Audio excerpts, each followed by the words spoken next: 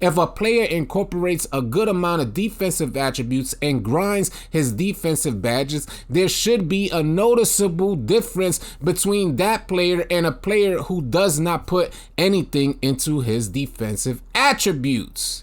This should be immediately noticeable, but unfortunately, it's not the case out there. And if you guys are out there, you've seen this happen, let me know in the comments section below. If you're new to the channel, please consider subscribing. If you guys are out there, you're still trying to get a PS5, consider joining our Discord. We have a ton of people that are helping others get into next gen. So if you need a PS5 or next gen Xbox, come into our Discord. The link for Discord is going to be in the description below. We hope you guys join it.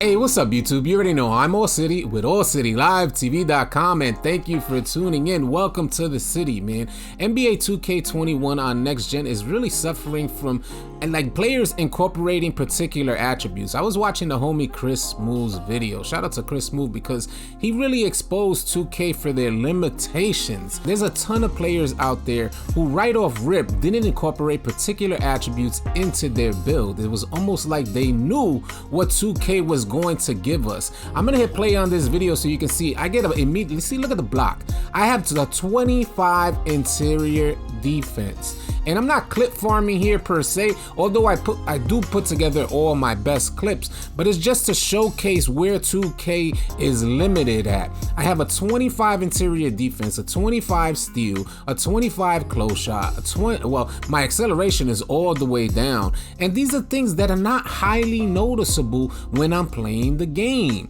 I ran into a player the other day with zero, like all his defensive attributes were down, and he had zero defensive badges, but there was no noticeable difference out there. And I think that's what we need to talk about as a community. Should you guys be incorporating particular attributes like strength, acceleration, close shot, interior defense, steal? And if you don't incorporate it, why is there not a noticeable difference when you're out there on the floor?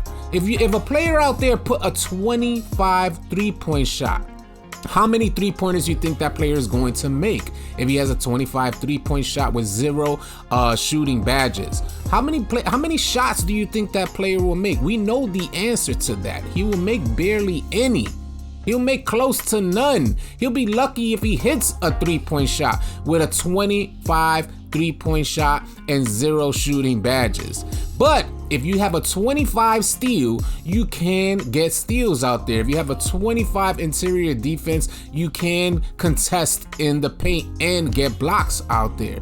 And that's what we want to understand. Why is it that 2K, listen, if you guys know, if you played ball in real life, you know that defense wins games. Point blank period. You know this. If you play ball, defense is going to win you the game. But unfortunately, 2K, it makes me feel like the devs never really played ball, or they don't understand the core fundamentals of basketball. Defense wins games, so you should prioritize defense in a basketball simulation game. These are some of the things what I want to understand. If you guys are creative players out there and you incorporated like attributes such as steal, your interior defense, your close shot, your strength, your acceleration. My player does not have strength or acceleration, barely noticeable out there. I get contest, I get to drive into the paint with no acceleration. It's barely even noticeable.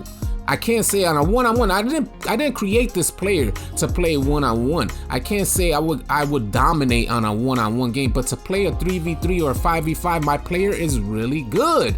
When the game is functioning, I should say, my player is really good, because when we get that lag, oh, forget about it. It's like you go from a 99 to a 60 overall just like that. I don't understand the lag, but this is not a rant video about the lag. I don't want to turn it into that. This is about attributes and how important are they, and why did the community immediately know not to add these particular attributes? It's because of the relationship that we have developed with 2K. We have come to know 2K probably better than they know themselves. We know right off rip, we don't need this. We don't need interior defense. We don't need steal. We don't necessarily need strength, need acceleration. It was a trial and everything when I created a build with like 0 acceleration. I didn't put anything on it. It was a trial and everything. I brought him out there and it was like, whoa, I got it, coach. Another attribute that you don't necessarily need. And then we had other content creators talking about acceleration and how unnecessary it actually is out there. Don't get me wrong, if you create a slasher, you're gonna need acceleration. You're not gonna go out there creating slashers with no acceleration and think you're gonna dominate out there. That's not the case, and that's not what I'm saying because I don't play. That's not my play style. I wanted a perimeter threat, a shooting threat that could actually drive and still dunk the ball, get contact dunks out there when needed, but prioritizing shooting over driving, which is why I considered no acceleration, no strength, no interior defense, no steal rating, no close shot. I'm able to still be good at these attributes where I lack. How is that the case? Because if offensive players do not add any ball handle, they are unable to dribble. They can't get dribble moves, they can't get dribble badges, and it's going to be noticeable out there. Same as your shot. If you got a 25 mid-range shot, a 25 three-point shot, it's going to be noticeable. 2K, you cannot allow the community to expose your limitations in this way. Why is it that you don't put a little more effort into making sure that each one of these categories function properly? It wasn't too long ago where we had lockdowns on the court that were going crazy. They could shoot, they could play amazing defense, they could dunk the rock, they were able to do everything, dribble, they did everything not too long ago. I think that was 2K19 where they were just going crazy. And I'm not saying I want those type of lockdown builds in the game right now, but if a player incorporates a good amount of defensive attributes and grinds his defensive badges, there should be a noticeable difference between that player and a player who does not put anything into his defensive attributes. This should be immediately noticeable, but unfortunately it's not the case out there. And if you guys are out there, you've seen this happen, let me know in the comment section below. If you're new to the channel, please consider subscribing. If you guys are out there, you're still trying to get a PS5, consider joining our Discord. We have a ton of people that are helping others get into next gen. So if you need a PS5 or next gen Xbox, come into our Discord. The link for Discord is going to be in the description below. We hope you guys join. If you found this video helpful and or informative, please consider dropping a like, as we're gonna have a ton of next gen gaming coming your way. I'll catch you guys on the next video.